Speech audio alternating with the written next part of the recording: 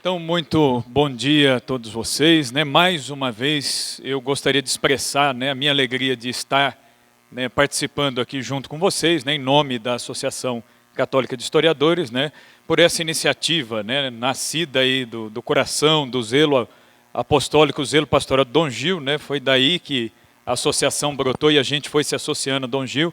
Né? Também cumprimento, né, o Dom Zani, que está conosco, né, brilhantando também o nosso evento, Dom Eduardo, né? Dom Eduardo não sabe, eu já fui coroinha do Dom Eduardo aí, há uns 10 anos atrás, eu era seminarista ainda, né? Eu servi numa ordenação, né, em Cunha, quando o senhor ordenou o Padre Luiz Cláudio em Cunha, eu estava lá servindo, eu era seu baculífero, né? Eu estava lá do seu lado, lá, e nos encontramos aqui de novo, né? Muito bem, né? O currículo aí não falou, mas eu fui seminarista, eu fui redentorista, né, por 8 anos, depois saí, me casei. Agora eu sou pai do Vicente e da Olívia, né? O Vicente tem um mesinho agora, né? A Olívia já tem 3 anos e outros virão aí, né? Os outros que Deus mandar aí, né? Estamos só começando, né? Então vamos, né, esperar. É uma das maneiras de leigo fazer apostolado é ter filho, né? Ter filhos e educá-los bem, né? Então faz parte aí né, do uso aí da coisa, né? Então muito bem. A temática que me cabe aqui é falar sobre a história da igreja, né? O Monsenhor Rafael tratou mais da metodologia para se falar, né, de uma história da igreja em geral e especificamente da história da igreja aqui, na nossa realidade de Brasil. A mim, me coube preparar alguma coisa sobre a história, especificamente os fatos históricos e a concatenação, a organização desses fatos históricos no contexto da igreja no Brasil. Só que antes disso, né, eu creio que seja muito válido, e é assim que eu vou organizar a coisa, dar uma palavra primeiramente sobre a educação, a concepção geral de educação, e subordinar a questão da história da igreja no Brasil a esta concepção, né, cristã, católica de educação. Né, uma coisa deve estar atrelada à outra. Tá? Farei assim o possível para não estourar o horário, porque aí eu vou começar a lutar contra a natureza, né?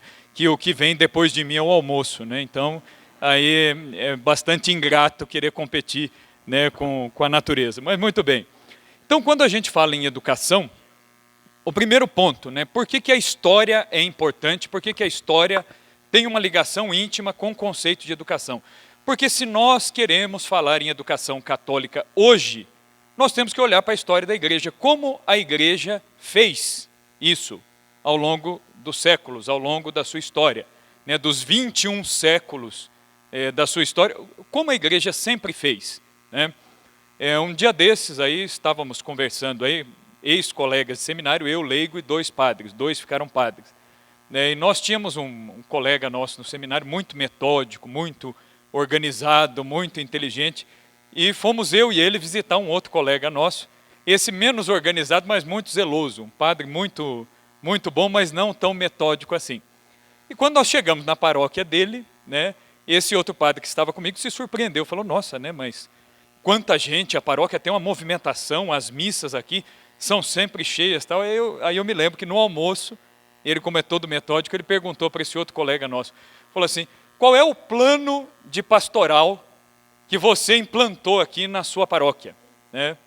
E aí é interessante que esse colega nosso, ele disse, falou, o plano de pastoral aqui é o seguinte, eu rezo missa, eu atendo confissão, eu dou bênção nas casas, eu rezo as exéquias, eu vou visitar os doentes, é isso aí que eu faço. Falou, tá, mas e de plano? E de organização? Falou, não, é isso aí. Né? E aí ele falou uma coisa que é a mais pura verdade, ele falou assim, ser padre não é difícil, é só a gente fazer o que a igreja sempre fez, antes de nós. É não querer inventar. Aquilo que a igreja sempre fez, aquilo que o zelo da igreja, aquilo que o zelo dos santos, aquilo que o zelo daqueles que são modelos, que nos precederam, fizeram, é isso aí, né, que a gente tem que fazer. Então esse é o segredo, é por isso que aqui está sempre cheio. Né, porque se o povo quiser me procurar, quiser pedir uma bênção, uma confissão, qualquer coisa que seja, qualquer hora que seja, se eu puder, eu atendo. Pronto. Né? Então esse é o grande segredo pastoral. E para a educação católica? Qual é o segredo da educação católica? Não é fazer nada de diferente, é ser católica. Né? Esse é o diferencial. Né? E hoje em dia, o que é mais difícil é justamente isso. você propor um modelo de educação católica dentro das instituições católicas, né? Por quê?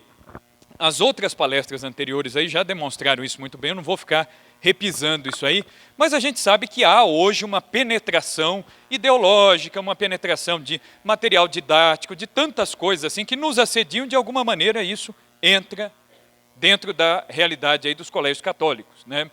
Sobretudo, né, se a gente for pensar, aqui em Juiz de Fora não deve ser diferente, lá em Campinas nós temos também 13 colégios católicos, alguns de congregações religiosas que já não têm mais tantas vocações. Então, por exemplo, eu trabalhei em um colégio de uma congregação religiosa super tradicional, mas já com poucas vocações. O que as freiras, as irmãs, acabaram fazendo? Elas começaram a terceirizar o ensino, elas foram passando para a mão de leigos, né? Aí eu coloco várias aspas, católicos, né? Que assumiram essas instituições e supostamente iriam administrar essas instituições. Então só aí já surge uma série de problemas. Primeiro, a congregação, na época, quando eu era professor, lá eu cheguei a perguntar para a superiora, né? A Casa Geral fica em Campinas. Eu cheguei a perguntar para a superiora geral, não haveria mesmo condições de ter mais algumas irmãs junto com a gente, ou ajudando, ou pelo menos sendo uma presença no pátio, que seja, para que as crianças tenham contato com a religiosa, para que pelo menos as aulas de ensino religioso, eventualmente, ao invés, né, na época era eu que dava ensino religioso, mas eu falei, talvez as senhoras eventualmente entrando em sala de aula seja algo assim que motive, que chame a atenção. E a geral, ela me respondeu o seguinte, falou, nós não temos condição, porque se eu colocar mais uma religiosa no colégio, eu tiro da pastoral. Aí eu fiquei pensando, falei, mas puxa vida, né, o colégio é pastoral também, né, o colégio é um apostolado. E aí o que acontece? Isso passou para a mão de leigos, né? Por que eu coloquei entre 1000 aspas aí católicos? Porque qual que era o critério? Ah, você é católico, aí eu sou. Mas às vezes não se tem um critério de saber se essa pessoa tem uma participação efetiva de igreja, tem uma compreensão mínima de doutrina e por aí vai, né? Isso assim é só a ponta do iceberg. E aí o que acaba acontecendo? As instituições elas começam, por exemplo, a se descaracterizar. Vamos dar um exemplo aqui, deixa eu olhar aqui.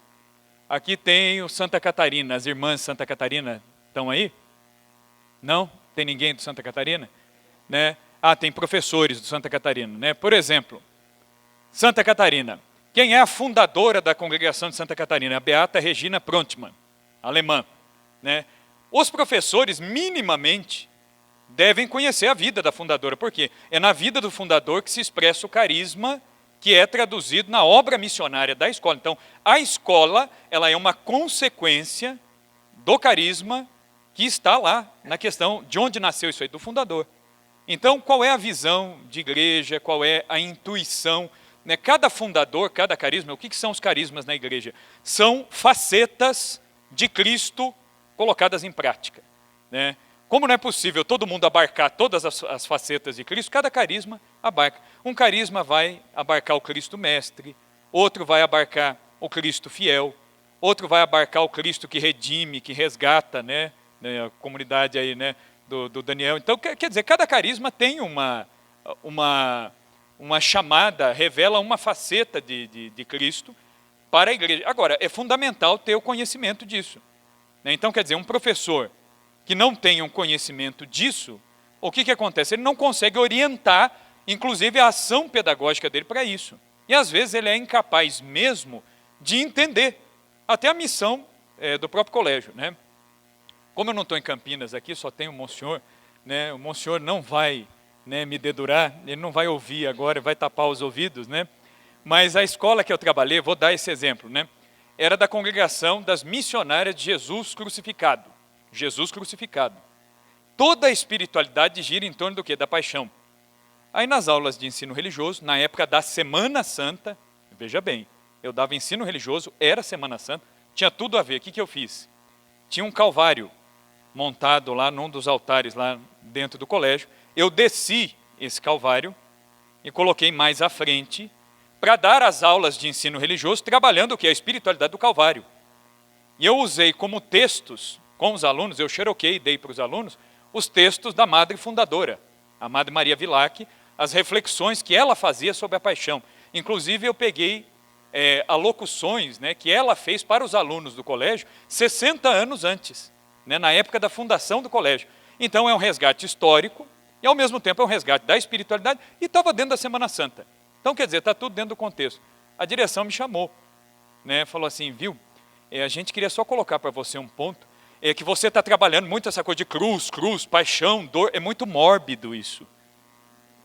Aí eu falei, então, né, eu falei, mas a congregação é de Jesus crucificado, né, não é Jesus ressuscitado, né. Eu falei, então, acho que o negócio começa na cruz aqui, né. E aí a direção não concordou, falou, não, mas você tem que trabalhar um outro aspecto, você está numa visão assim, né. E aí deu 1001 justificativas, eu fui argumentando ali, colocando, né. E aí, o que acontece? E eu falei isso em aula para os alunos, que um aluno perguntou, surgiu a pergunta, eu expliquei para o aluno, depois isso aí voltou na direção. Eu acho que a direção foi tentar colher dos alunos o que eu estava falando, e aí um moleque falou para a direção, aí a coisa silenciou, né?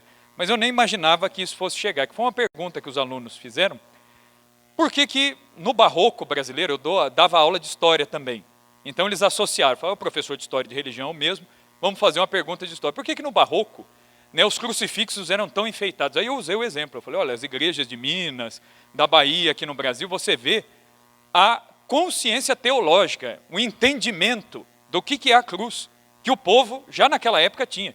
Por que eles fazem a cruz cheia de pedras preciosas? O sangue de Cristo em geral eram rubis, né, que eles colocavam como sendo o sangue de Cristo. Por que se colocava toda aquela prataria? Porque a verdadeira vitória de Cristo não é tanto na ressurreição, mas é na cruz que se dá a vitória. A morte é vencida na cruz, né? Então, quer dizer, teologicamente a coisa está ali, né? Que Cristo, sendo Deus, é o que São Paulo fala, esvaziou-se de si mesmo, né? E assumiu a nossa humilde condição, fazendo-se aos homens semelhante. Quer dizer, é ali, é o esvaziamento, né? É aquele processo, né, que na teologia se fala lá, né, do texto de São Paulo, de kenosis e koinonia, né? Cristo que se esvazia e que se enche, é isso aí. Expliquei para os alunos, ele explicou isso para a direção e parou. Eu acho que aí, né, entenderam lá a coisa, o espírito da coisa. Mas quer dizer, é uma coisa que criança de ensino elementar, era um moleque de 6º ano, ele entendeu o porquê que a cruz estava ali.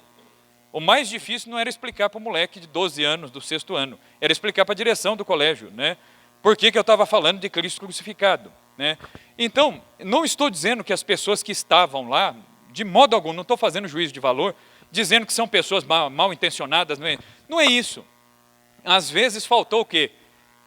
Esse zelo, faltou essa noção, faltou a obrigação moral, né? O Dom Gil colocou uma coisa aqui na homilia, né, que eu me lembrei na hora de Santo Afonso de Ligório, né, que é o patrono dos moralistas. Santo Afonso, ele dizia assim, a respeito de nós professores, ele dizia assim, aqueles que ensinam têm o dever moral de sempre e continuamente aprender, para que se corrijam e depois corrijam os outros, né?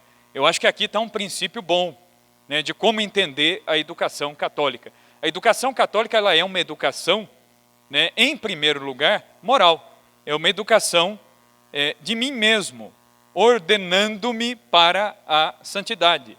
Então, se espera, né, pelo menos que o educador católico, né, seja de fato católico. Então o que isso quer dizer? Vida sacramental, né, que se confesse, que comungue, que busque conhecer a doutrina da igreja. Não é para ninguém ser teólogo, mas pelo menos naquilo que nós podemos conhecer, naquilo que a nossa capacidade, o nosso entendimento, o nosso tempo, as nossas condições familiares permitem, nós temos sim a obrigação moral de conhecer. É claro que essa obrigação moral para um padre é um dever grave de Estado, né? Agora, para um leigo, é um pouco menos, mas se esse leigo é professor, já é um pouco mais. Então, quer dizer, nós temos este dever. E aí, para isso, né, eu volto naquilo que eu falei no início, nós precisamos olhar como a igreja entendeu a educação, né? Eu volto primeiro no Evangelho, né? O Evangelho, os evangelhos sinóticos, né, os 3 primeiros, eles repetem algumas coisas, por isso que são sinóticos, né?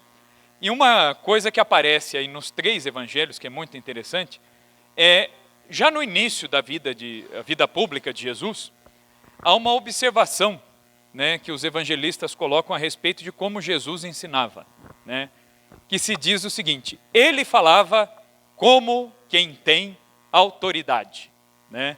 Então, o Cristo mestre é aquele que ensina com autoridade.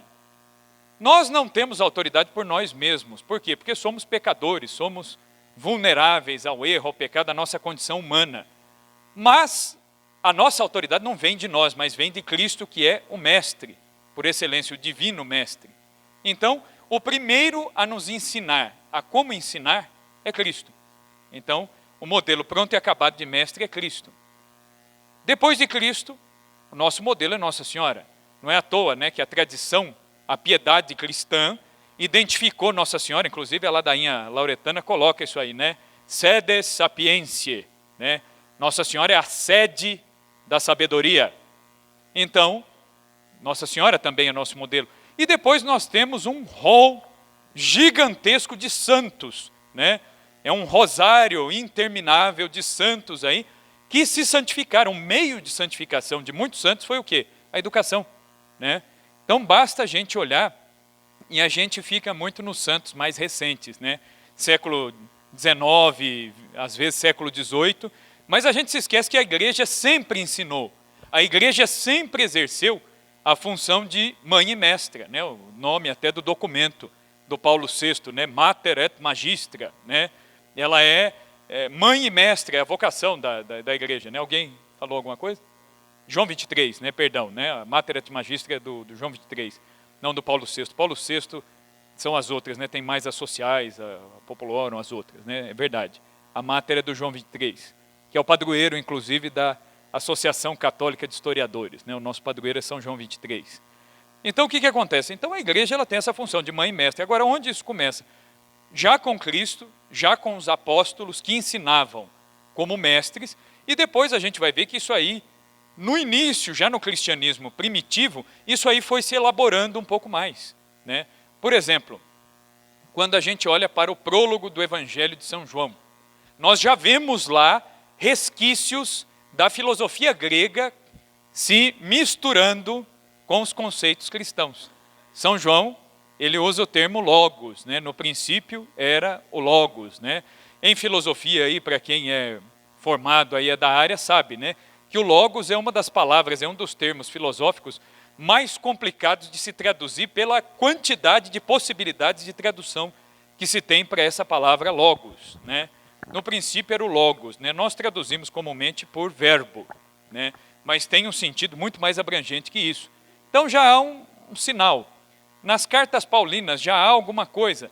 Nos Atos dos Apóstolos, né, a gente vê a sacada de São Paulo, quando vai pregar para os gregos e vê lá o altar vazio, né, o altar dedicado ao Deus desconhecido, né, e São Paulo fala, é desse Deus que eu estou falando para vocês, né.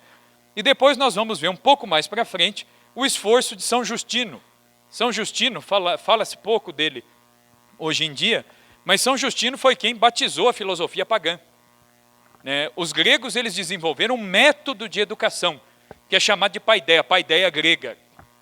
E a igreja percebeu valor naquilo, né? A igreja percebeu, essa é a verdadeira enculturação, é você ver o que tem de valor e o que tem de semelhante, o que pode cooperar com a verdade cristã, e aí você incorpora isso ao arcabouço da fé.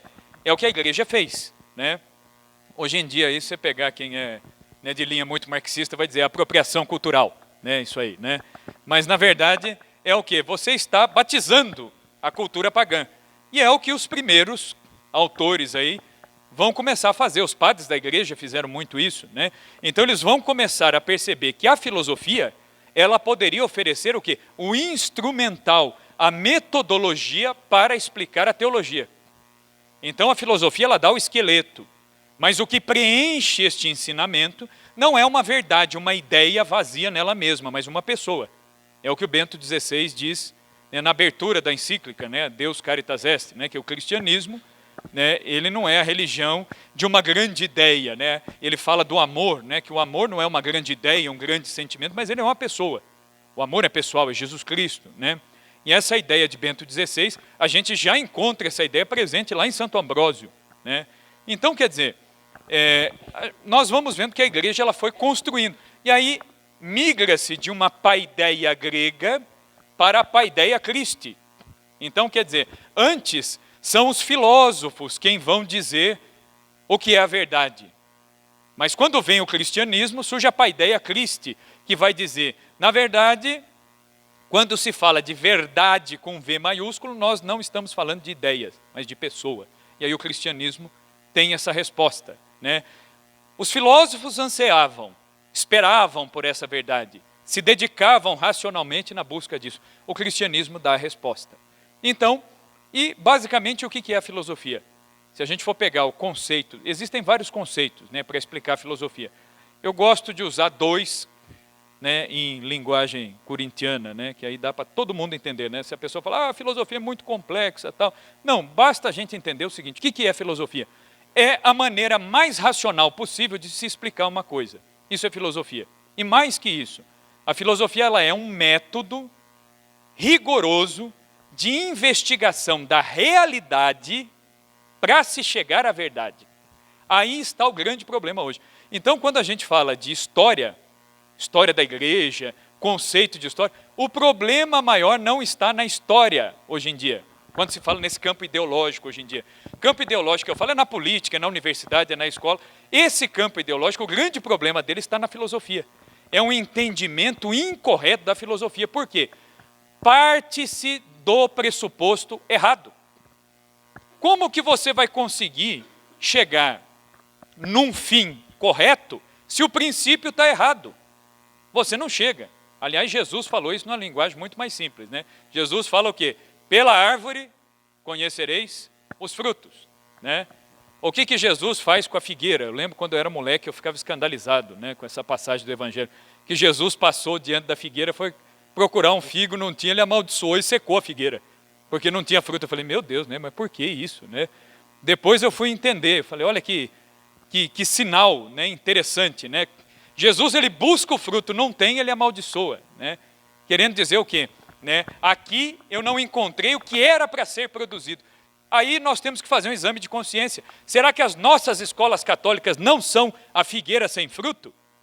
Quantas vocações religiosas, quantas vocações sacerdotais estão saindo dos nossos colégios católicos? Se não estão saindo, nós estamos fazendo alguma coisa de muito errado. Certo? João Paulo II, ele dizia o seguinte, o grande sinal de maturidade de uma comunidade cristã, seja ela qual for, uma paróquia, uma comunidade nova, um colégio católico, é o surgimento de vocações sacerdotais e religiosas. Se não está aparecendo, alguma coisa está errada, né? Porque, na verdade, não é que a gente olha, às vezes, né, para a extensão das nossas dioceses, né, e aí a gente pensa, né, eu estava conversando com o Rafael, seminarista agora, né, e falando, né, às vezes, né, toda diocese enfrenta problemas, né, às vezes de falta de sacerdotes, de um padre ter que atender muitas comunidades. É uma realidade nossa, lá em Campinas, aqui também não deve ser diferente. Será que Deus não está mandando essas vocações? Deus está. Só que às vezes essas vocações não estão tendo condições, e nós como igreja, talvez não estejamos cumprindo o nosso papel de dar essas condições, de que eles entendam o chamado que eles têm. Então os padres estão aí. Onde que estão os padres da igreja de Juiz de Fora? Boa parte deles estão aqui, ó, dentro desses colégios católicos aqui, ó, né? O clero de Juiz de Fora, boa parte dele está aqui dentro, né? Entendeu? As vocações religiosas para manter as congregações femininas aqui, estão aqui dentro, né? Então cabe a nós desenvolver um modelo de educação católica que dê fruto, né? Para que nós não sejamos a figueira que Nosso Senhor amaldiçoa, porque ele vem buscar o fruto e não acha, né? Nosso Senhor também ele faz uma outra colocação no Evangelho, né? Ele faz aquela célebre pergunta, né? E o Filho do Homem encontrará fé quando voltar sobre a terra, né? Ele encontrará, mas será como ele espera que seja, né? Nós devemos trabalhar, a nós cabe trabalhar, né? São Francisco Xavier, ele tinha um princípio básico, né, que ele escreveu e colou atrás da porta do quarto dele, né, que era o programa de vida de São Francisco Xavier. Aqui tem o colégio jesuíta, né? Pode ser até um projeto pedagógico isso aí, né? Que São Francisco Xavier fala, ele diz, a Deus a glória, a mim, aliás, a Deus a glória, ao irmão o amor e a mim o trabalho, né? Então, a Deus a glória, ao irmão o amor e a mim o trabalho. Então, o que é que cabe a nós, enquanto educadores católicos? O trabalho. Agora, se vai dar fruto ou não vai, isso depende de Deus. Tem coisas que dependem de nós, tem coisas que dependem de Deus. Às vezes a gente também tem uma pretensão, aí a gente tem que tomar um cuidado. Nós temos que fazer um exame de consciência e pensar se a educação católica que nós produzimos está realmente formando, né? Como dizia Dom Bosco, né? Dom Bosco ele dizia que a função da educação católica é dupla, é formar o bom cristão e o honesto cidadão, né? E esse era o lema de Dom Bosco, é o bom cristão e o honesto cidadão. E aí Dom Bosco dizia, para formar o bom cristão e o honesto cidadão, o que você precisa? De um educador que também tenha duas características, né? E ele usa isso, ele diz que seja utile dulce, né? Que seja útil e que seja doce. Ou seja, que saiba ensinar, que seja útil. O que Dom Bosco quer dizer com utilidade? Que você ensine coisas que sejam significativas, que façam a diferença, que tenha uma boa qualidade acadêmica, útil. Isso tem que servir para a vida desse aluno lá fora. Eu tenho que ser útil, mas eu tenho que ser doce. Em que sentido Dom Bosco fala isso, né? Ele dizia assim, que a docilidade é ensinar e corrigir. Essa é a verdadeira docilidade, né? Tanto é que o beato Miguel Rua, que foi o sucessor de Dom Bosco, uma vez ele se escandalizou muito com Dom Bosco, vendo Dom Bosco com uma vara no pátio do oratório, ralhando com os meninos, né? E ameaçando os meninos com a vara, né? E Dom Bosco ele estava rezando o terço, né? E os meninos fizeram lá alguma coisa, aí ele estendeu a vara. E aí o beato Miguel Rua censurou, né? Dom Bosco falou, mas como que o senhor pode fazer isso? Ele falou, na verdade o segredo é esse, né? O terço nessa e a vara nessa, né? Então, quer dizer, né? O que ele queria dizer com isso, né? Que a disciplina, a ordem, ela faz parte do processo. Mas é necessário também a docilidade. É aquilo que o catecismo da igreja fala, a moral católica fala, da lei da gradualidade. O que é a lei da gradualidade? É você saber, né, a medida daquilo que você deve fazer para corrigir e para ensinar. Às vezes vai ser a vara, e a vara não necessariamente é a vara mesmo, né?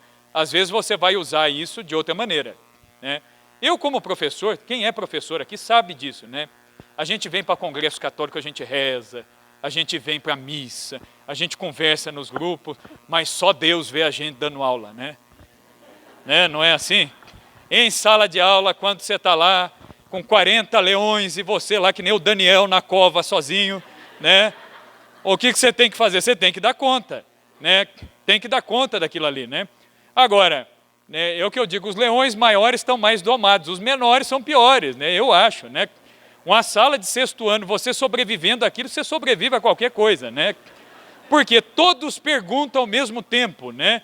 Você não deu bom dia, ainda tem 10 com a mão levantada. Eu falo, o que vocês querem perguntar? Eu nem entrei. Né? Às vezes acaba com a nossa paciência já ali. A gente fala, abaixa essa mão aí, né? Então, o que é esse trato do dia a dia que é a hora de usar a vara, a disciplina, né?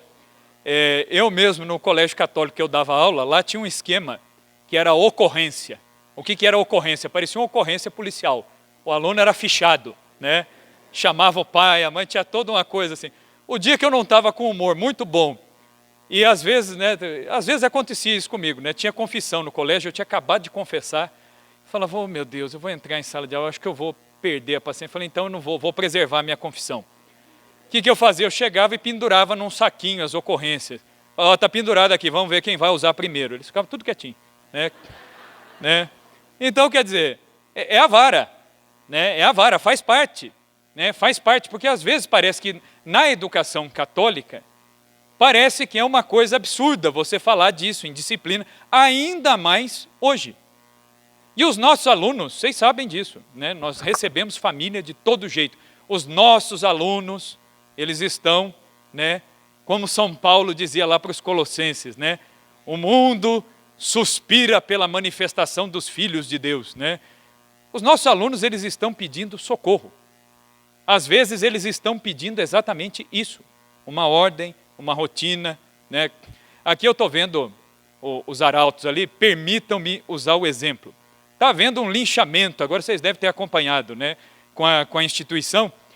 E para quem conhece minimamente, né, uma metodologia de escola e tudo mais, você olha algumas acusações que até pais fazem lá, que é um negócio absurdamente descabido. Por quê? É uma questão que disciplinar.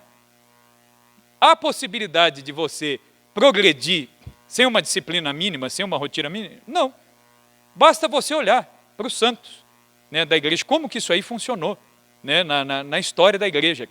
Basta a gente pensar, né, o Luiz, ele apresentou aqui antes de mim a fala do Pio XII, e eu até coloquei a fala do Pio XII aí, mas eu não vou repeti-la, né, quando se fala dos nãos, né, primeiro a ruptura, a reforma protestante, depois a Revolução Francesa, depois o ateísmo do século XIX e depois as grandes guerras do século XX. Nunca se matou na história da humanidade como no século XX. A Guerra dos 100 Anos, que na verdade não durou 100 anos, durou 116 anos, né? Fica feio falar Guerra dos 116 anos, né? Ficou 100 anos mesmo, né? A Guerra dos 100 Anos matou menos gente do que a Primeira Guerra Mundial. A Primeira Guerra Mundial matou 13 milhões. A Segunda Guerra Mundial matou 66 milhões. A Guerra Fria matou 122 milhões. Nunca se desvalorizou tanto a vida humana. É o quê? Uma derrocada natural, né? É uma derrocada natural. Primeiro nega-se a igreja, depois nega-se Cristo. É a descida ladeira abaixo. E chega-se ao fim, nega-se o quê? O homem. João Paulo II, né, na Redemptoris Hominis, né, encíclica de 83, ele vai dizer o quê? Né? Jesus Cristo encarnou-se para ensinar o homem a ser homem. Porque o pecado desconfigurou, bagunçou o homem. Por isso que o verbo se encarna para ensinar o homem a ser homem, né? E os modelos acabados, né, o Papa vai dizer, né, de homem e mulher, são justamente aquilo que a patrística já indicou, né? Santo Irineu de Lyon já falava, é o novo Adão e a nova Eva, né? Santo Irineu ele tem, né, na patrística uma figura interessante que ele diz, o pecado entra no mundo por uma árvore, um fruto, um homem, uma mulher e um anjo. E o pecado sai do mundo do mesmo modo. Ele sai do mundo por uma árvore, um fruto, um anjo, um homem e uma mulher. A árvore é a árvore da cruz plantada no Calvário. O fruto que é colhido pela mulher é Cristo crucificado e descido e colocado no colo de sua mãe, que é a nova Eva, né? É a Eva invertida. Por isso que Santo Irineu ele até bradava, né, dizendo, né, nós dizemos ave, ave é Eva ao contrário. Eva é a primeira, que era virgem, que era imaculada, que estava no paraíso, mas perdeu tudo isso. A segunda Eva também é virgem, é imaculada, mas ela colhe o fruto da salvação.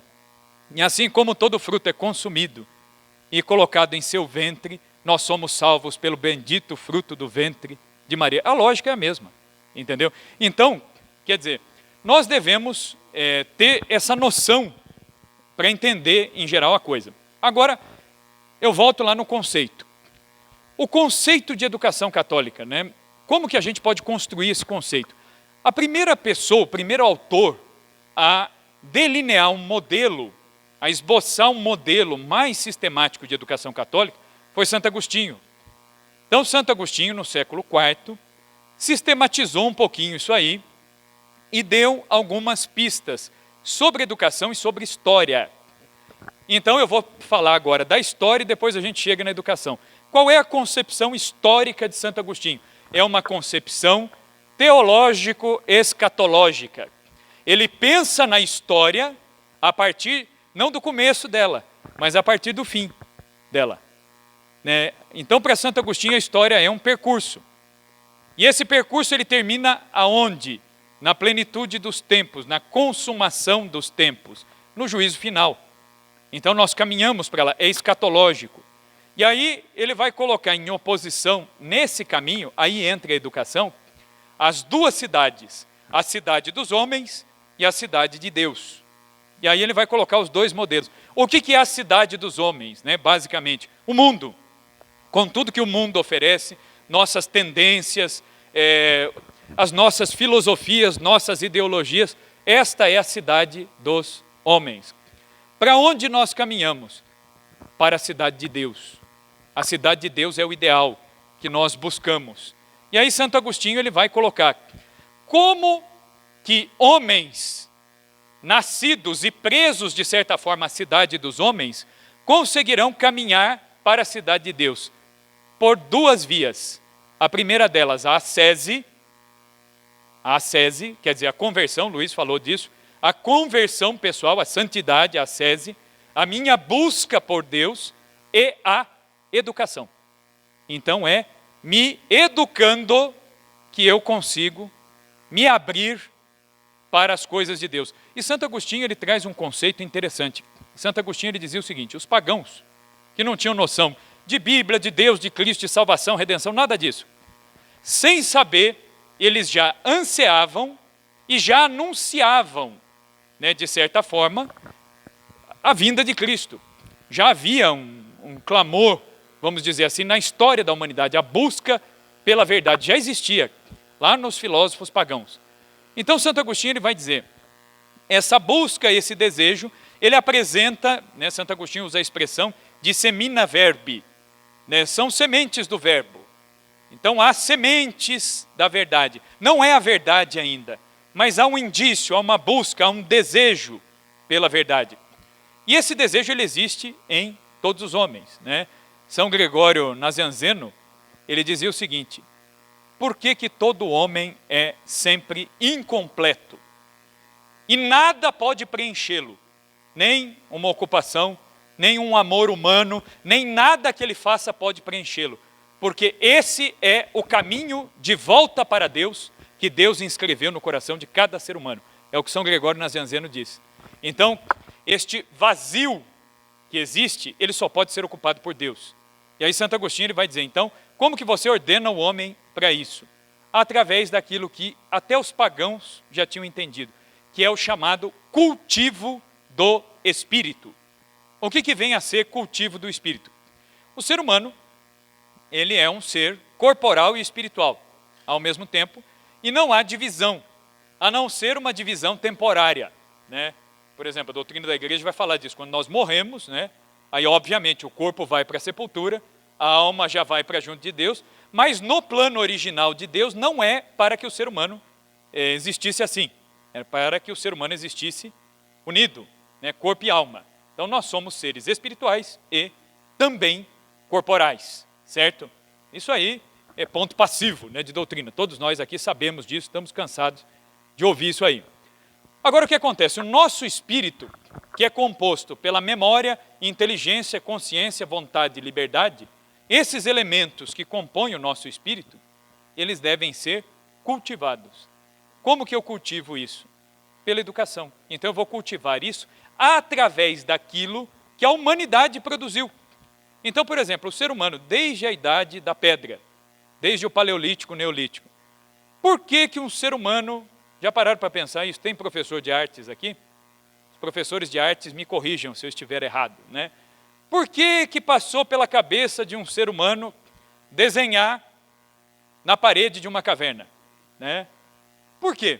Para registrar o dia a dia, será que é só para isso? Será que não tem um apelo artístico, sensorial para aquilo? Tem. Agora, por que o ser humano produz arte? Porque como o ser humano é um ser espiritual, racional, a realidade não basta. O ser humano ele quer algo mais, por isso que nós produzimos arte. A arte serve para quê? É a maneira mais elevada de cultivar o espírito. Então você desenha, você canta, você dança, você cria expressões artísticas para elevar o espírito. E para pensar, a igreja, nos seus primeiros séculos, ela absorveu isso da cultura greco-romana e absorveu isso tão bem que a igreja não só catequizou essa cultura, mas ela elevou essa cultura à sua plenitude. Basta a gente pensar na Idade Média. A Idade Média é o apogeu dessa cultura greco-romana cristianizada.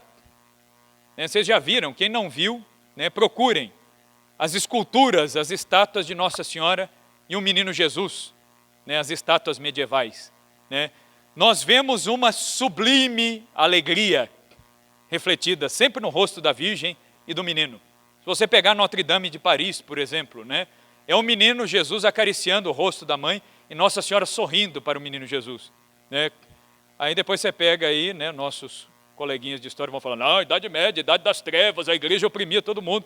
Aí você pega as obras de arte do Renascimento, você já não vai ver Nossa Senhora sorrindo, né? Você vai pegar as imagens do Barroco, você não vai ver Nossa Senhora sorrindo. Por quê? Porque a arte, ela expressa a mentalidade de uma época. O homem do Renascimento é o homem desesperado. É o homem desesperado, porque ele quer pecar, mas ele sabe o que é a fé. Ele ainda é o homem que saiu da Idade Média, ele sabe o que é a verdade, mas ele quer negar aquilo. Então ele é desesperado. Isso se reflete, às vezes, no olhar sisudo ou perdido das virgens, dos cristos que são pintados no Renascimento. Isso não se vê na Idade Média. A sublime alegria, o sorriso nas estátuas medievais, isso reflete o quê? Uma mentalidade, né, da sociedade ordenada para Cristo. É o regime de cristandade. É quando a sociedade civil chegou a um ponto em que ela absorveu tanto as ideias do cristianismo, que isso se naturalizou na vida cotidiana, né? Era algo natural. As pessoas não tinham um desafio, por exemplo, como nós temos hoje, né, de viver a fé no mundo publicamente, né? Não havia problema, o estranho era não viver a fé. O cotidiano, o mundo colaborava para que se vivesse a fé, né? E esse mundo muda. Há uma ruptura no Renascimento. Isso se reflete na arte, né? Então, o cultivo do Espírito é o quê? Nós precisamos, nós necessitamos adquirir conhecimentos que outros desenvolveram antes de nós. Nós necessitamos de metodologias que outros, caminhos que outros já fizeram antes de nós. E nós temos que ter a humildade, e isso falta muito, sobretudo na nossa cultura brasileira. Nós temos que ter a humildade de olhar para trás e perceber que nós somos anões carregados no ombro de gigantes. Quem nos precedeu, tem aqui no Brasil, cada época aparece uma pedagogia diferente, né? E o indivíduo aparece apresentando isso como se tivesse descoberto a roda, né? Então parece que é uma coisa muito inovadora. Só que quando a gente olha para trás, existia coisa muito melhor, muito mais efetiva, com resultados muito mais duradouros, e isso foi abandonado por uma falta de humildade, de olhar para trás e perceber, né? Então, por exemplo, se nós queremos falar de reconstrução cultural do Brasil, mais do que ficar entrando em polêmica política, teológica, nós devemos nos centrar naquilo que é a nossa missão, né? Às vezes, eu dou palestras, formações em outros lugares, né? Aí o pessoal acha a gente em rede social e manda solicitação. Não sou contra isso, até gosto, eu adiciono todo mundo que eu acho lá, sem problema nenhum. Mas esses dias uma professora me questionou. Ela falou assim, eu estou seguindo você, né, pelo Facebook aí, já tem 5 meses. E ela falou, eu não vejo você colocar quase nada sobre política. Ela falou, eu queria ver alguma opinião, alguma coisa sua, por quê? No Brasil, o nosso sistema educacional criou-se uma dependência de guru. Qualquer um que estuda um pouquinho mais e sai vomitando meia dúzia aí, de teorias, ele já tem um monte de seguidores, né? Então os 4 temperamentos, eu sou fleumático, já percebi, né? Então a pessoa começa a se colocar dentro de caixinhas, assim, né? Então eu faço parte desse grupo, eu tenho esse temperamento, eu defendo esta ideologia, eu gosto do liberalismo, mas tem que ser o liberalismo fabiano, e não o liberalismo smithiano. Aí a pessoa começa a se colocar dentro de caixinha em caixinha, está tudo errado isso aí. Por quê? Porque aí a pessoa vira alvo daquilo que algum guru, algum doido aí às vezes vai começar a dizer, e aí a pessoa não procura o conhecimento por ela mesma. Agora, eu não estou falando mal, veja bem, me entenda bem, de gente que faz isso, porque às vezes a pessoa faz numa intenção boa, e quem recebe acha que aquilo ali é um magistério infalível de sua santidade, o Papa, né? Então, às vezes, tem leigo, tem filósofo, tem autor aí, o cara dá lá um pitaco sobre teologia, de repente está todo mundo seguindo o que o cara falou. Porque o fulano falou tal coisa. Mas pera lá, você foi buscar o que o magistério da igreja diz? O que os documentos da Congregação para a Educação Católica dizem, né, a respeito disso, entendeu? Então, nós temos que procurar nas fontes. né? Por nós mesmos, nós temos essa capacidade, nós temos esta possibilidade, né? E aí um aqui, querem que eu fale aqui da girafa aqui? Aí eu falo daqui para não ficar chiando aí na orelha de vocês. Sim? Então, bom, eu vou seguindo. Deixa eu ver se chegando mais... Deve ser o ponto que eu tô, às vezes vai dando interferência. Mas enfim, né? Muito bem, parou. Não parou. Né? Então vamos seguindo. Então quer dizer, nós temos que criar uma coisa que até nós mesmos como educadores não temos, que é o hábito sistemático de estudo. Nós precisamos estudar. Então não adianta eu ficar lá em Facebook postando o que eu acho do Bolsonaro e dos ministros dele. Eu vou ganhar muito mais se eu fizer, sabe o quê? Estudar latim, certo? Se eu pegar e estudar latim como professor. Por quê? Porque grande parte da cultura mundial foi produzida em latim. Então eu vou prestar um serviço muito maior aos meus alunos e à sociedade estudando latim. Né? Eu pegava lá, né, quando eu dei aula em colégio católico, eu deixava às vezes o pessoal escandalizado lá, né? Porque o que eu fazia? Eu falava da importância do latim para as crianças, eu falava, não dá tempo de eu dar latim porque não tem no currículo de vocês, senão eu daria. E aí a molecada falava, mas por que uma língua morta, não sei o quê? Eu falei, sabe por quê? O latim ele não é simplesmente uma língua. Quando você entende aquilo que está escrito em latim, você começa a compreender que existem expressões ali que elas são intraduzíveis para o português. Há ideias que são expressas no latim que por mais que você tente traduzir, passar aquilo, você não capta aquilo, né? É o que os romanos diziam, né? Tradutore, traditore, né? Todo tradutor é um traidor, né? Não estou falando da irmandez, hein? Olha lá, hein? Mas todo tradutor é um traidor, né? Por quê? É impossível a gente pegar todas as expressões, a gente não consegue, né? E quando a gente vai verter de uma língua para outra, aquela compreensão, aquele entendimento, ele se perde. Então, quando a gente olha para a tradição da igreja, e a gente olha, mas por que a igreja usou o latim? Né? E o latim, se a gente for olhar até os documentos de João 23, em 1962, João 23, ele renovou, através de uma bula pontifícia, o incentivo e a importância do latim, dentro tanto dos estudos eclesiásticos quanto na liturgia. Mesmo Paulo VI, todo mundo fala, mudou, né, o novo sordo da missa, né, tirou o latim. Se a gente lê bem, inclusive a Sacrosanto Concilium, né, o que vai dizer lá? Que as partes fixas da missa sejam conservadas o quanto possível em latim. É a língua da igreja, né? Durante o Concílio Vaticano II, teve um cardeal oriental, né, o cardeal Agajanian, né, ele falou num dos discursos dele, né, em francês ele disse, né, Latin c'est mort, né, e ele dizia, l'église c'est vive, né, o latim é morto e a igreja é viva. Não, o latim está vivo junto com a igreja, inclusive, né? Por quê? Porque a igreja usou o latim como forma de expressão. Primeiro, porque é uma língua que não muda, as regras gramaticais não mudam. São Jerônimo, quando traduziu a Vulgata para o latim, por que ele verteu para o latim? Poderia ter passado para o grego, outras línguas, por que ele verteu para o latim? Né, justamente para isso, né, você não vai mudar, você não vai distorcer. E o latim, ele traz uma gama de conhecimentos maior. Os meus aluninhos lá, eu ensinava, eu falava, pelo menos as orações básicas vocês têm que saber em latim. Aí eu ensinava, Pai Nosso, Ave Maria, Salve Rainha, o Credo, né? O pessoal escutava aquilo, um monte de gente torcendo o nariz, né? Por quê? Né? Porque se a gente quer falar em reconstrução da cultura, nós temos que começar por quem produziu boa parte da cultura ocidental. E boa parte da cultura ocidental está tudo em latim. Não tem preço, eu sei que tem colégios que fazem isso, inclusive colégios que estão aqui, que fazem isso, que colocam na mão das crianças, dão aula de latim e ensinam latim usando texto clássico. Eu sei que tem colégio aí que faz isso.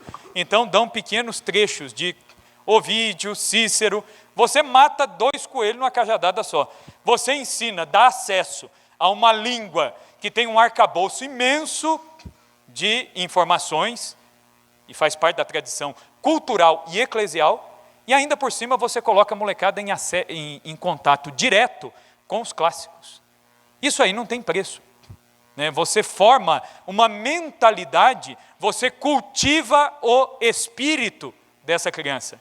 Essa criança já vai ter uma sensibilidade maior para a poesia. Uma criança que aprendeu o latim, que leu Cícero, né? Tenta dar Jorge Amado para ele ler no vestibular lá, para ver se ele vai querer, né? Ele vai ler porque cai, né? Mas ele não vai entender aquilo como alta literatura produzida em língua portuguesa, entendeu? Ele vai conseguir distinguir, né, entre o que é bom, o que é ruim e o que é melhor ainda, né? Então ele vai perceber que há uma escala, uma gradação de valores para as coisas, né? E aí aqui eu pego um conceito, para a gente já ir caminhando para o final, de Santo Agostinho, a respeito aqui da educação. Santo Agostinho ele vai dizer o seguinte, né? A educação é um fatigoso processo de confrontação da realidade do discípulo com as verdades já conquistadas pelo mestre, através de um doloroso e, por vezes, complicado processo de purificação moral para atingir o bom, o belo, o justo e o verdadeiro. É um fatigoso processo de purificação. Então, assim, por isso que eu falo, é perigoso a gente começar, e aqui no Brasil tem esse costume, a se orientar por gurus, que vêm e dão a receitinha de bolo, de como fazer aqui. Como fazer uma educação para a história? Olha, você faça isso, isso, aquilo. Oh, nossa, é isso aqui. Não é. É um fatigoso processo. É algo demorado, é algo construído. Mas tem que se dar o primeiro passo. Então, se nós queremos mudar a realidade brasileira, o cenário educacional, nós temos que começar por nós. Nós não temos que ficar, às vezes até em congressos assim, às vezes se debate muito as causas do problema. Porque nós sabemos que o marxismo, o gramscismo, beleza.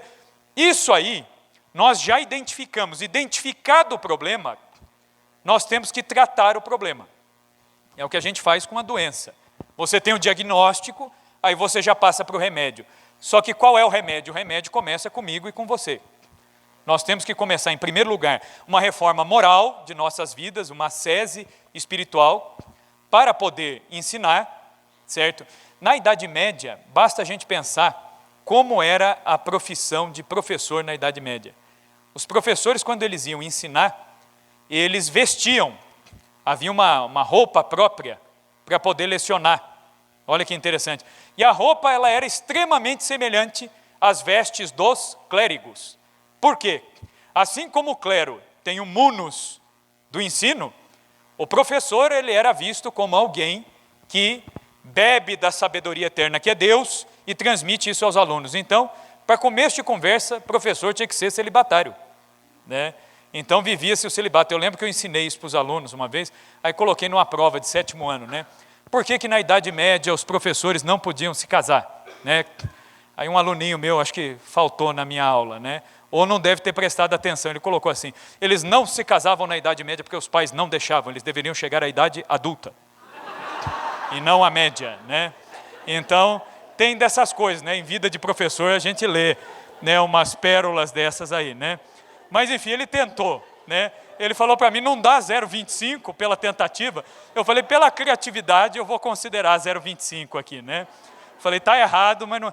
Por quê? Porque a visão que se tinha do ensino é essa. É alguém que transmite aquilo que é próprio de Deus, né? E aí, sabendo disso, da nossa missão, nós devemos fazer o quê? Nos preparar. E como que nós vamos nos preparar? Estudando. Por onde a gente deve começar? Pelos clássicos, pelo estudo do latim, pelo estudo dos documentos da igreja. É por aí que a gente deve começar, né? É por aí que a coisa vai. Mas a gente não pode descurar da capacidade técnica. Aí é um pecado que a gente pode cair. Eu sou de uma comunidade nova, né? A comunidade católica Pantocrátor lá, não é tão nova, tem 30 anos, mas a realidade na igreja se chama comunidade nova, né? A nossa comunidade montou um colégio há uns anos atrás, e estava cheio de professoras, né, consagradas da comunidade, membros consagrados, pedagogas muito bem intencionadas, e de homem lá estava só eu, né? Tinha só eu de professor homem, dava história para o 6º ano, a gente começou com o 6º ano, aí era para cada ano ir abrindo a série seguinte, né? Essa era a ideia. O colégio ele começou bem, ele foi até o 6º ano, naufragou, ele fechou naquele ano.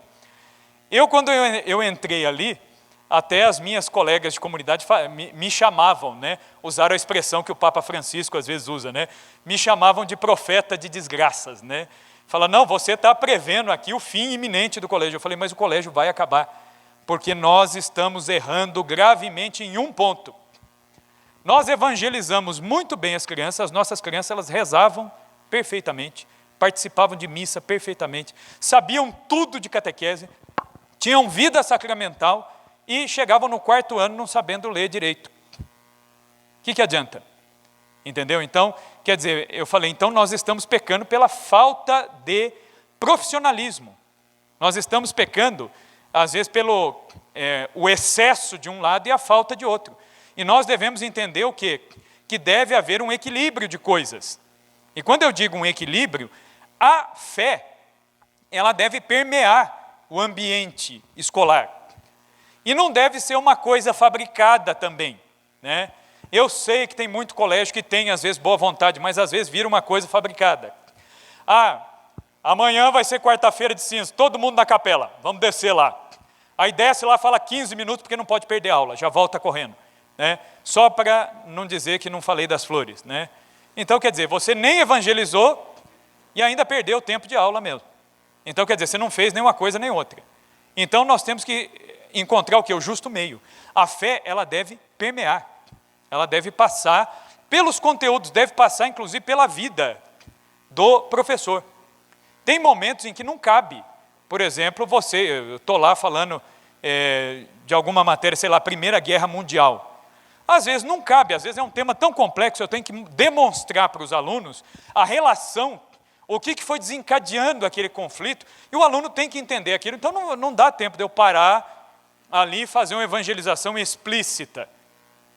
Como que vai ser a minha evangelização? Pela minha postura, pela minha maneira, o meu cuidado em atender os alunos, pela minha atenção em responder às dúvidas deles. É uma evangelização indireta, pela vida. Então tem que ser, às vezes, né, é o que São Francisco diz, né, nós temos que evangelizar sempre, às vezes, usando palavras. Às vezes não é preciso falar. Né? A presença do professor católico, em si, se de fato ele for católico, ela fala por si só. Né? Ela fala por si só. Seja dentro de colégio católico ou fora de colégio católico. Eu, hoje em dia, eu estou fora de colégio católico. Eu estou dando aula num colégio laico, né, que me contratou e que me dá mais liberdade até do que os colégios católicos. Né? A gente consegue pregar retiro toda Semana Santa dentro do colégio. É um colégio de uma rede. Né? A gente manda um convite para os alunos, e aí os alunos que querem vêm e participam. Né? E é um colégio laico. Né? É um colégio super comercial que forma aluno para vestibular. Né? Só que a gente conseguiu fazer esse trabalho dentro do colégio. Né? É possível? É possível. Né? É possível. Né? É o que o Senhor fala, nós devemos, né, os leigos, sobretudo, os religiosos não, né, que tem outra função, outro chamado, mas nós leigos, qual que é o nosso chamado? Ser fermento na massa. Onde que o fermento está no pão? Não é possível, depois que o pão está assado, você sabe que o fermento está lá porque o pão cresceu, mas você não sabe onde está. Ele está em tudo e não está em lugar nenhum, você não vê. Né? Essa é a nossa função, ser fermento na massa. Nós lançamos a semente falando ou não falando. Né? Santa Catarina de Sena, né, ela tem um pensamento interessante que vale para nós. Ela diz assim, né, se fordes aquilo que sois chamados a ser no mundo, colocareis fogo no mundo. Né? Se nós formos educadores católicos de fato, talvez nós não vejamos o fruto disso. E nem é bom que a gente veja, senão a gente peca por orgulho. É até bom que a gente não veja o fruto, mas os frutos virão, certo? E aí a história, só para a gente arrematar, O Monsenhor ele falou muito da metodologia, só que o meu tempo, como ele já avançou bastante, estourou aqui já, eu vou usar um exemplo. Eu preparei 5 exemplos, mas não vai dar tempo de trabalhar. Vou pegar um exemplo só para vocês, quando a gente fala de história da igreja no Brasil. A história da igreja no Brasil, ela é um desafio assim, tão hercúleo, tão grande, pelo seguinte: até hoje, boa parte da nossa história eclesiástica, dos nossos arquivos, dos nossos documentos, da nossa riqueza, não estão nem publicadas, nem catalogadas, sequer organizadas. Então, na história da Igreja do Brasil, o que nós percebemos hoje? Há um sequestro, e é fácil fazer esse sequestro da verdade histórica. Né? Por que é fácil fazer esse sequestro? Porque como é um campo aberto e quase ninguém se debruçou sobre isso, em geral, quando se fala da história da igreja no Brasil, nós temos a palavra de um autor, às vezes 2, e às vezes é um autor pegando o que o outro falou ainda. E quase ninguém vai às fontes. Aí eu vou dar um exemplo para vocês. Ano de 2017, o pessoal da Basílica lá em Aparecida, em 2016, como eu tinha sido redentorista lá, eles me conhecem, o reitor da Basílica, morou comigo no seminário na época, eles me chamaram, falaram, você que gosta da história e tudo mais, a gente queria encomendar com você um livreto com uma nova visão a respeito da devoção à Nossa Senhora Aparecida. Só que você precisa escrever em 2016 para a gente publicar em 2017, para ser uma das publicações comemorativas aí, dos 300 anos do Encontro da Imagem. Beleza, eu comecei a pesquisar em 2016, eu estou achando coisa até agora, eu não consegui publicar uma linha do que eu achei, de tanta fonte primária que existe sobre a devoção à Nossa Senhora Aparecida e que nunca foi publicada ou analisada. Ou se foi analisada, foi enviesado. Vou dar um exemplo para vocês. Vocês já devem ter ouvido em algum lugar, no planeta aí, pessoal falando, quando se fala de Nossa Senhora Aparecida, se conta o que a respeito da história?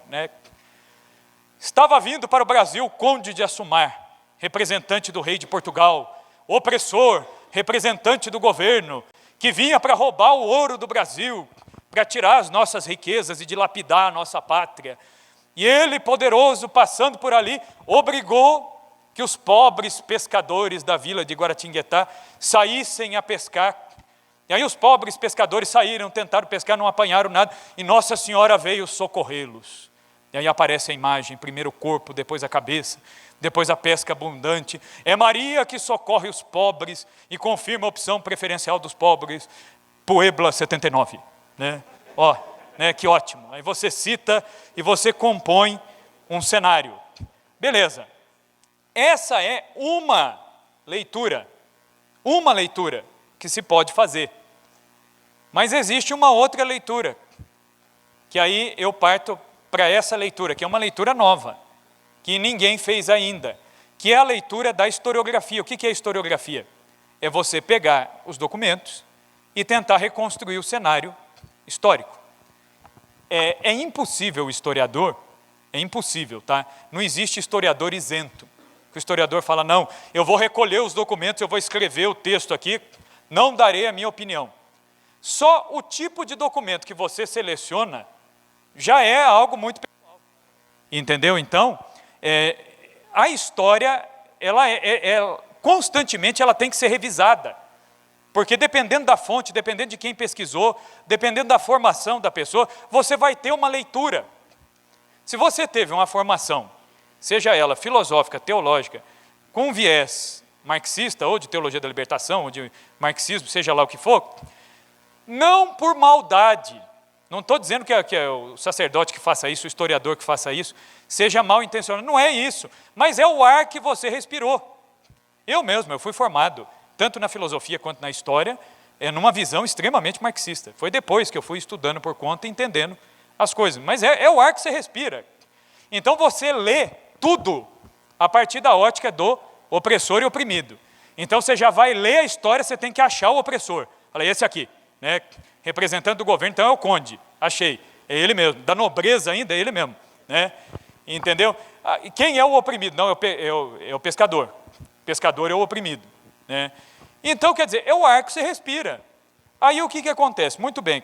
Aí eu fui atrás das fontes primárias sobre o achado da imagem de Nossa Senhora Aparecida. Quais são as fontes primárias?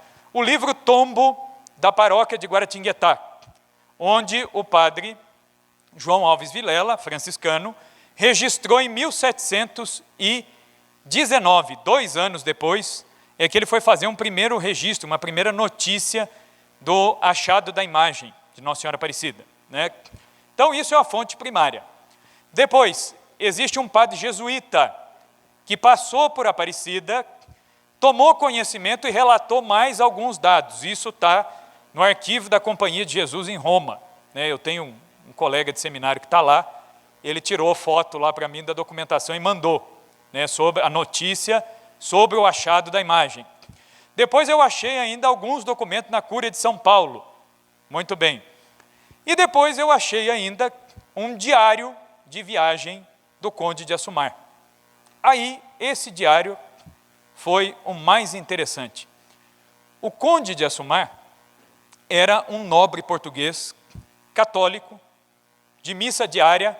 Tanto é que quando ele veio para o Brasil, ele pediu ao rei de Portugal um capelão, para que quando ele chegasse no Rio de Janeiro, subindo em direção a Guaratinguetá e depois indo para as Minas, ele não ficasse sem missa. Então tinha um capelão que acompanhava. Então é um homem, já começa a mudar um pouco, é um homem piedoso, é um homem católico. Há notícias dele em outras fontes em Portugal, que se fala das esmolas que esse homem fez. Boa parte do patrimônio dele, quando ele morreu, ele doa para obras de caridade da igreja, em Portugal isso, ele já morreu lá em Portugal. Então, pera lá, né, parece que esse homem não é tanto como ele é pintado. Depois, um segundo problema. Disse lá, ele obrigou os pescadores. Em geral, quando alguém da coroa portuguesa passava pelas vilas, o que era comum se fazer? Você mata um porco, mata uma galinha, que é uma coisa mais fácil. Bota um porco no rolete, mata uma galinha lá e faz um almoço. Por que mandou pescar peixe? Exigência do Conde de Assumar, porque a passagem dele por Aparecida cairia num dia de sexta-feira, que é dia de jejum e abstinência de carne. Então o senhor Conde, para não infringir a lei da igreja, mandou pescar peixe. E Nossa Senhora aparece nessa pescaria. Então, a partir da fidelidade a um preceito da igreja, de um filho da igreja, é que a imagem de Nossa Senhora é pescada.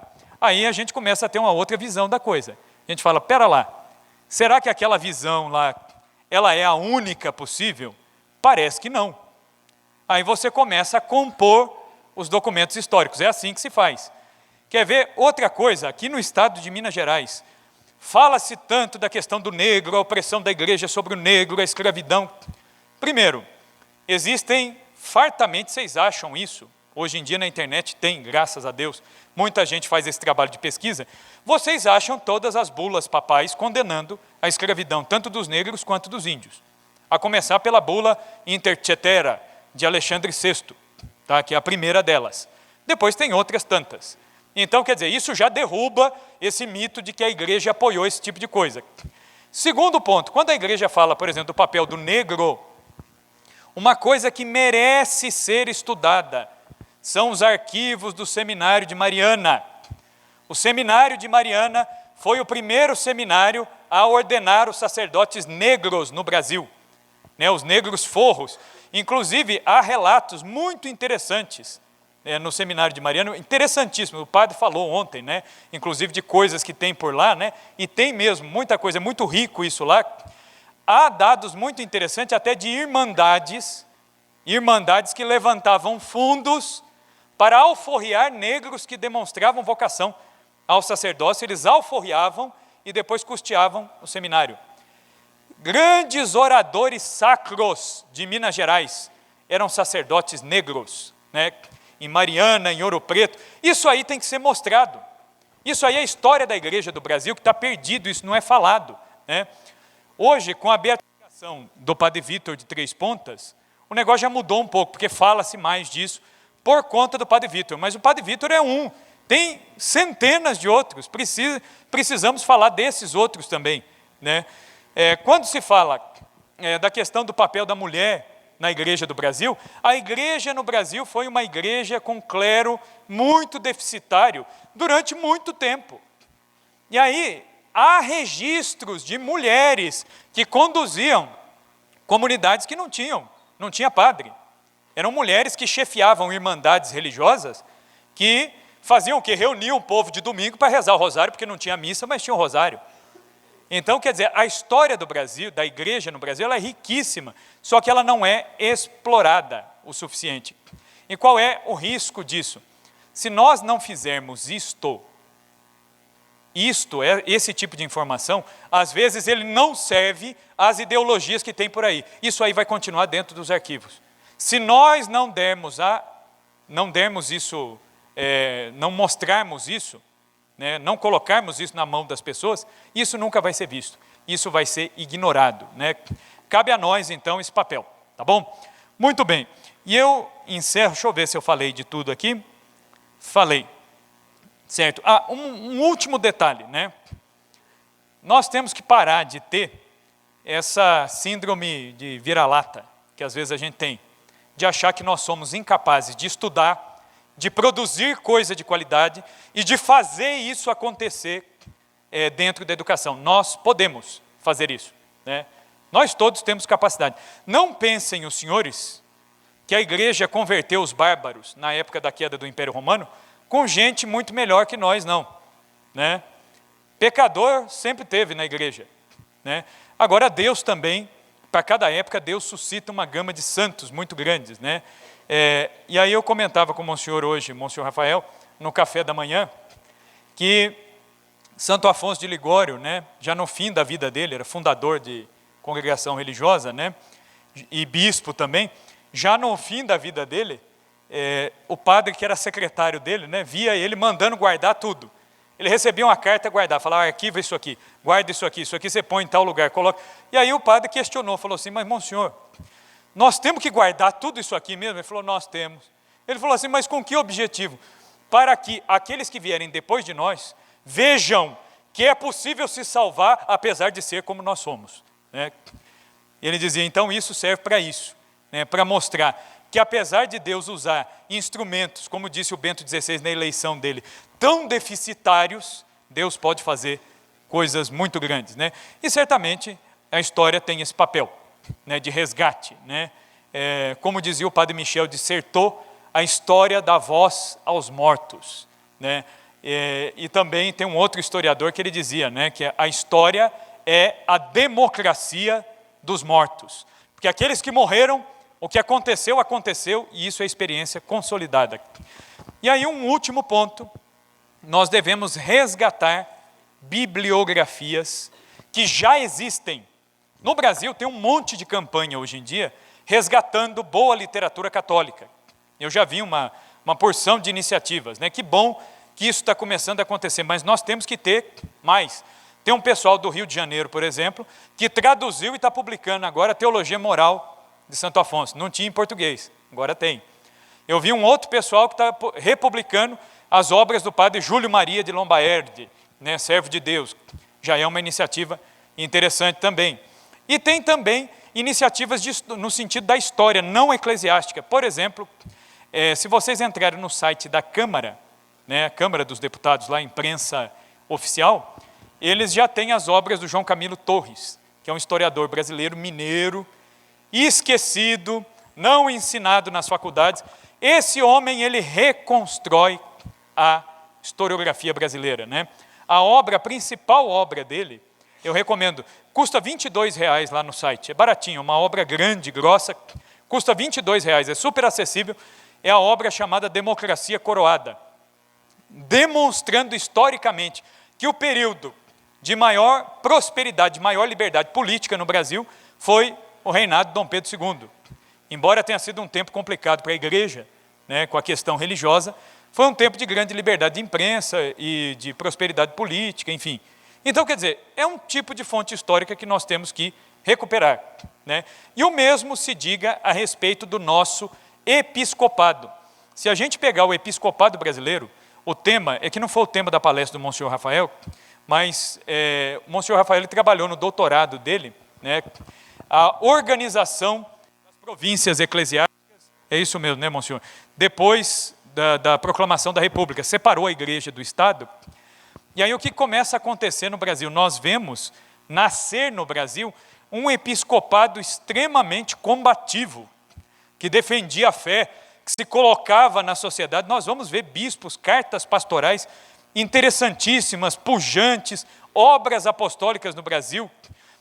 E a gente vê, tem bispos, né, que são dessa geração, alguns morreram no início da década de 80, alguns morreram nos fins de 1970, né? Então são bispos importantíssimos. O episcopado desses homens tem que ser estudado. E esses homens, eles estão todos interligados. É interessante que o Brasil, na época do Império, tinha só 12 dioceses. Depois que virou república, aí que o Brasil, desse tamanho, vai passar a ter mais bispos, né? E aí é interessante a ligação que há na estruturação da igreja brasileira, né? A gente comentava agora no café, né? Por exemplo, Dom Nery. O Dom Nery, que foi o primeiro bispo diocesano de Campinas, ele foi bispo de Pouso Alegre, ele foi bispo de Vitória, no Espírito Santo. Foi ele que ordenou o padre Donizete, que será beatificado agora em novembro. Dom Nery foi quem ordenou, né, os outros bispos campineiros, né, que tinham sido coroinhas dele quando eram criança, né, que é o Dom Francisco de Campos Barreto, Dom Joaquim Mamede e o Dom Otávio Chagas de Miranda. Eram 3 ex-coroinhas que foram ordenados padres por ele, ordenados sagrados bispos, e depois ocuparam as novas dioceses no Brasil República. Há uma ligação, né, muito grande, né, na coroação de Nossa Senhora Aparecida, em 1904, como padroeira do Brasil. Quem coroou Nossa Senhora foi o bispo de São Paulo, né, o Dom José Barros, coroou Nossa Senhora, mas quem pregou foi Dom Nery, e quem acolitou a missa, servindo como diácono, foi Dom Joaquim Mamede e Dom Barreto. São esses bispos. Olha que interessante. Então, esse episcopado brasileiro, que está todo interligado, o que esses homens fizeram, o que esses homens construíram, né? Então, a gente precisa voltar a este tipo de fonte. Como que a gente vai fazer isso, né? Começando cada um de nós. Como que você, concretamente, pode fazer isso, né? Corre atrás dos sebos aqui de Juiz de Fora, quem é daqui, e vão ver o que vocês acham de historiografia eclesiástica. Vamos resgatar isso, que é nosso, né? Isso pertence a nós, né? E hoje em dia a gente que é católico parece que a gente fica um pouco com vergonha, né, de outras escolas, no meio desse mercado, essa coisa. Nós não devemos ter vergonha, eles é que devem ter vergonha, porque quem preservou a civilização ocidental fomos nós. O mundo ocidental, ele foi preservado e a cultura ela foi construída, ela foi edificada por nós, pela igreja, né? É interessante que às vezes a gente fala, mas não fui eu, né? Foi, só para encerrar, né? A gente fala, mas eu não estava nos fatos históricos lá do passado. Basta a gente pensar no que Jesus fala para Paulo, né? Quando São Paulo cai no caminho de Damasco, Jesus não diz para Paulo, por que você está perseguindo a minha igreja? Ele diz, porque você me persegue. Se você persegue o meu corpo sou eu. A cabeça não está descolada do corpo. E como nós somos parte deste corpo que é a igreja, aquilo que está no passado, aquilo que está no presente, aquilo que ainda vem pela frente no futuro, faz parte de nós. E outra coisa, né, para a gente acabar mesmo, de verdade, eu estou prometendo que vou acabar faz meia hora, agora eu vou acabar mesmo, né? A gente tem que olhar para a história da igreja e pensar no seguinte, né? Hoje em dia, né, até muito em meios mais conservadores, fala-se muito do homeschooling como uma opção, né? Não sou contra isso, enfim, acho que quem optar tem lá suas razões. Mas se a gente olhar para a história da igreja, a igreja católica não canonizou homeschoolers, ela canonizou fundadores de escola. Dom Bosco não educou os meninos em casa, ele educou em escola, né? São João Batista de La Salle educou em escola, né? E assim tantos outros santos. Tem uma exceção, que é Santa Teresinha, mas aí é compreensível, né? Que era mimada demais, ela não queria ir para a escola, as irmãs educaram em casa, né? Mas isso foi antes da conversão dela, antes do Natal de 1883, depois ela se converteu. Então, nós temos que pensar, nós temos uma missão que é própria nossa. E se nós não ocuparmos esse espaço, não existe vácuo na sociedade. Se nós não ocupamos o lugar que é nosso, alguém ocupa. Certo? Então nós devemos ocupar. Tem muita gente que se escandaliza, né, no meu currículo aqui falaram, né, que eu sou assessor de assuntos históricos da afiliada da Globo. Por que eu aceitei isso? Trabalhar para a Rede Globo. Porque se eu não ocupasse esse posto, outro ia ocupar, ia falar besteira. Então, quando eles vão entrevistar alguém, eles me entrevistam. Falei assim, eu prefiro eu ou outro que eu conheço, o outro ir lá e falar besteira, inclusive sobre a igreja. Inclusive sobre a igreja. Se a gente não ocupa esses espaços, eles serão necessariamente ocupados, tá bom? A gente já estourou o tempo, depois se vocês tiverem alguma dúvida, alguma questão, fico à disposição de vocês aí no restante do tempo, tá bom? Muito bem, muito obrigado.